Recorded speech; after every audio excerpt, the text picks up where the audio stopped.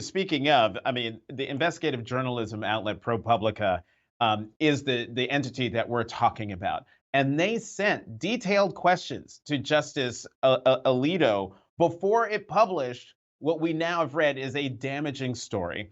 Instead, as EJ pointed out, the justice got an op-ed published in the Wall Street Journal on their opinion pages um, as a kind of prebuttal.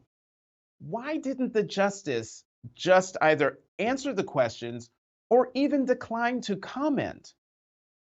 Because ProPublica is funded by dark money from the left, Jonathan, and everybody knows that, and their hit piece on Clarence Thomas was the same. I want to make 3 points. First of all, it is unconstitutional for the United States Congress and the president to attempt to regulate the ethics of the Supreme Court. They are a separate and independent branch, and no one can legislate. They voluntarily comply with the rules that are applied to the lower courts, which are mandatory. But those voluntary rules were changed regarding disclosure this year. And as Justice Alito points out in his Wall Street Journal, he complied. There is absolutely no story here other than the attempt to prepare the way to pack the court and ruin the rule of law. I also want to point out that next week, we're going to get a decision on Harvard.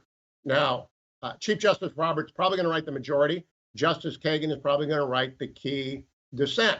Justice Kagan was dean of Harvard Law School. She has ongoing ties. EJ and I met each other most recently in the shadow of Harvard Law School. It does not mean, even though there's an appearance of impropriety, that she might be defending Harvard, that she's actually creating an impropriety. She's not, nor that Chief Justice Roberts, who occasionally I believe has been paid by Harvard, is going to write what I expect to be the majority opinion. It's all nonsense. It's a narrative designed to prepare the way to ruin the rule of law in the United States. It's silly and ruinous, and ProPublica is a left-wing hack job.